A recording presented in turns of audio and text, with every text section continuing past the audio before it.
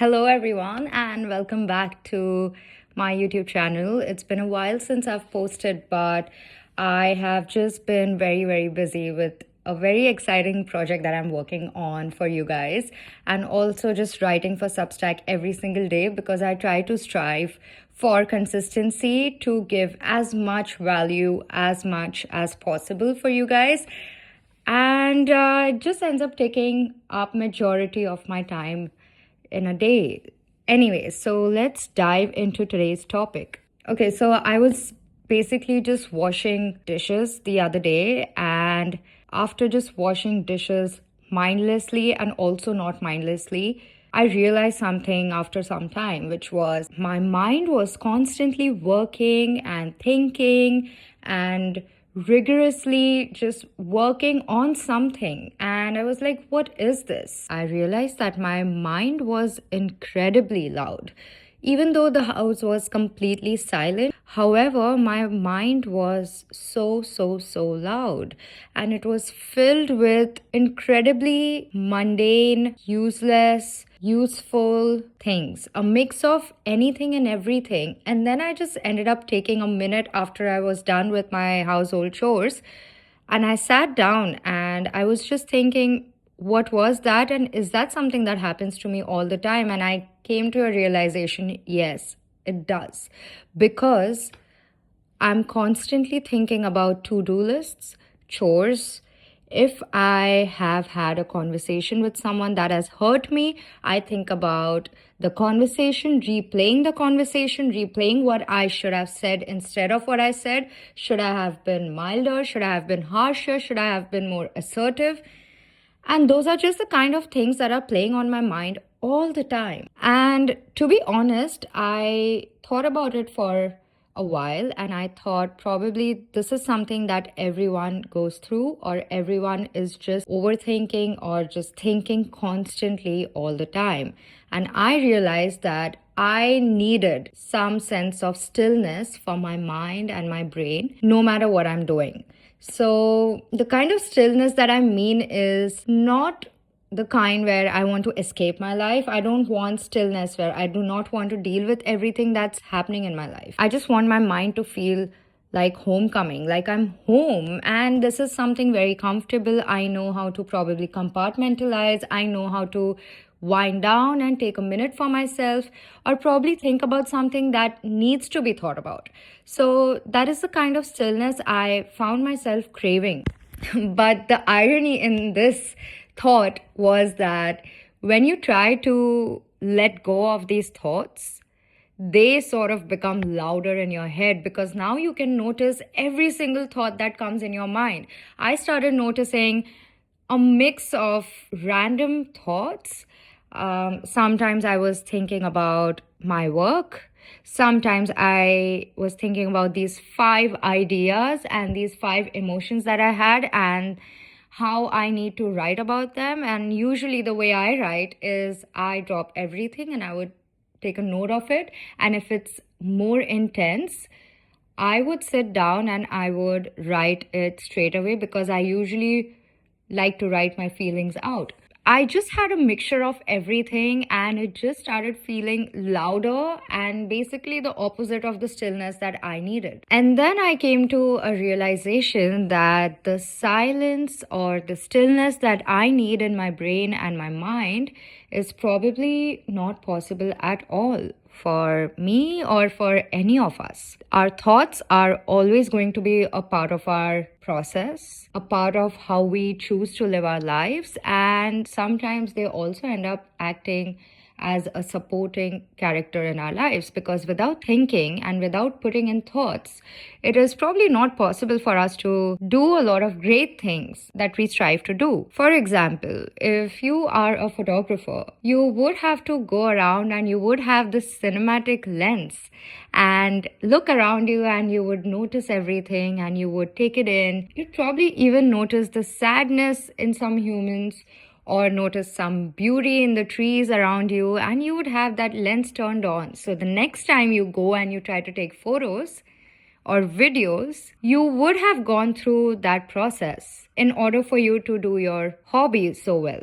So my point is that it may or may not be related to your work. It may just be who you are, and we need to think it is a very natural and a biological response to just living life. So I realized that it is not possible for us to silence our mind at all. What needs to be done is to manage how we interact with the thoughts we have on a daily basis. I went down a rabbit hole on this topic. I tend to hyperfixate on some thoughts, ideologies, or some human interactions and emotions that we have every single day, and I'm just stuck in that phase for a very long time. I do have few things that I realize that help me with my loud overthinking brain that just is in a panic mode all the time. It's something like I need to fix everything straight away or think about everything straight away, and it's just a mix of a very uncomfortable feeling that a human being can get. Which brings me to my first point. My first point is to reduce our decision tax. I realized this as soon as I sat down for my first coffee of the day. The amount of micro decisions that we make every single day at different points of a day are a lot. For example, which bowl would I like to eat my breakfast in? Which playlist should I listen to? Which coffee shop do I need to go to get work done? These are all kind of micro decisions. However, all these micro decisions are a part of our mundane, routine, comfortable life. But they clearly carry a cost, because every single time you add these micro decisions and you try to control these micro decisions, they carry a cost with them.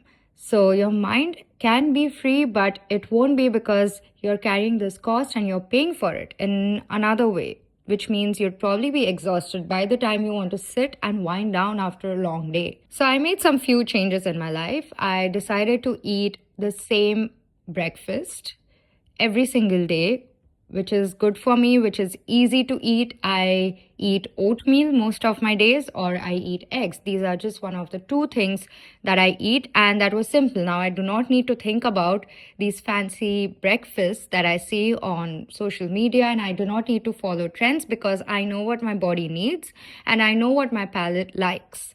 So I decided on a breakfast. I also decided on the same 5 outfits that I'm going to wear every single day. What you can do is you can put them in pairs in your wardrobe, and now your decision fatigue reduces. Of course, if you are going out sometimes, or if there's a special occasion and you want to style yourself, go for it. That's fine. But every day, if you have the same outfit, there goes your decision tax and you no longer have to deal with it. So this made me realize that a lot of the noise in my head was not emotional, but it was very logistical. And this can be eliminated very easily. The more you simplify your physical world, the more room your thoughts have to land. The second thing that helped me was calling my feelings out by a name. I realized that I was calling everything stress. If I am tired for, let's say, a week, I would say I'm stressed. If I have a lot to deal with, I would say I was stressed. But it wasn't actually stressed. It sometimes means that you're just fatigued. Sometimes you may just need health supplements, and sometimes it's just a busy week that you're having. But when we call it stress, we put a heavier blanket onto things that are a little simpler, if not easy. That ends up leading to a lot of resentment and association with these things that we have to do on a daily basis, and most probably do not even have issues with them. So when you name a feeling precisely, you lift the weight of the problem and you know exactly what you're going through. So for example, what I would do is I would say, this isn't stress, I'm just trying to control the situation after a point where it does not need to be controlled. And there we go. The feeling automatically shrinks and you're now comfortable sitting with the feeling and letting go of it.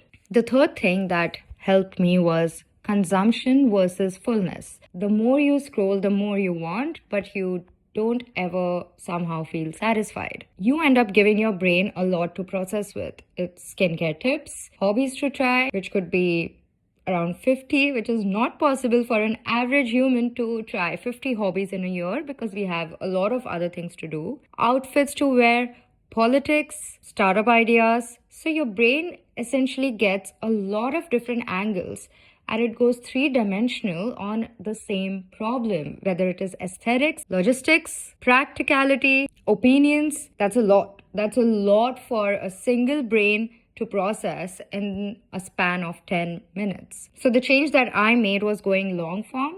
I swear by it after going long form since exactly a year. I read about how our attention span is obviously going lower and lower and lower. And someone advised that long form videos, articles, books, any form of consumption that you choose would probably help with your attention span. I decided to consume the full article that we normally come across and breathing in the article the way it's supposed to be read. Usually what we do is because we have this thing where we want to consume more and more and more, a lot of us end up skim reading articles or just reading half of it or TLDR.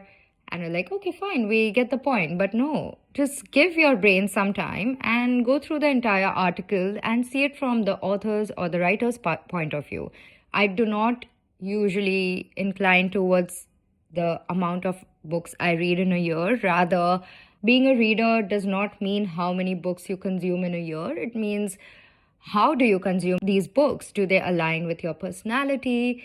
Do you retain the information or the knowledge you learned? How is your relationship with literature? Because I believe that nonfiction and fiction both can give you so much. I try my best to alternate between the two depending on what aligns with me. Sometimes I would also pick categories that do not align with me to challenge my brain. So when I sit with a physical book in front of me, I know my mind is not going anywhere else. I'm not doing chores. I'm not going on a walk. I'm not thinking about anything else. It's just me and the book in front of me. And this year, hopefully, I'm going to try and read longer books. Of course, there are some amazing books out there. There's a book by Stephen King that I would love to read. So this made me realize that it changed the rhythm of my thoughts. I was able to finish my thoughts instead of how it was earlier, where I would have choppy thoughts. I would run from one thought to another, one category to another. It would be overthinking, being upset, thinking about to-dos, and eventually being overwhelmed by all of it. You cannot basically have a quiet brain if your brain is looking at different opinions and thoughts every 5 seconds. The fourth thing that I did was the input-free gap, which means having moments with zero input. For example, if I'm going on a walk with Louis, no podcasts or no audiobooks. And if I'm eating my lunch, no background show. I would literally just sit at my coffee table and I would eat my lunch.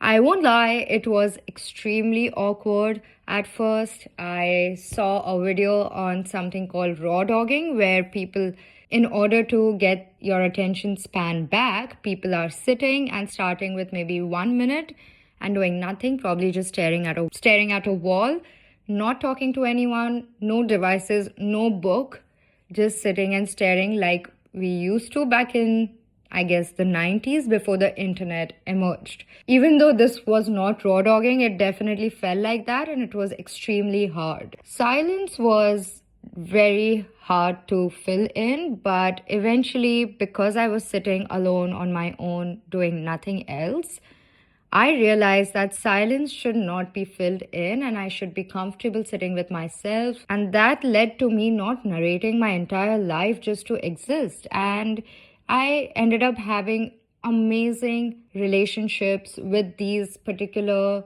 chores that I was completing. If I was on a walk with Louis, I was just on a walk with Louis. If I was eating my lunch, I had the time and the mental space to notice how my lunch is, what am I eating, and how was it. It helped me to be present more than just having that cycle of thoughts and being on to the next thing all the time. The next thing that helped me was stopping the rehearsals. So I am a little, I don't know if I'm introvert or ambivert, but definitely one of these two things. If I'm in a phase where I'm meeting a lot of people, what would happen, or if I'm dealing with a lot of family, what would happen is that I tend to rehearse the conversations. I think, like most of us, a lot. I rehearse what I should say when I meet someone, or what I should have said if I met someone, what could have been, and I just fill my head with a lot of what ifs.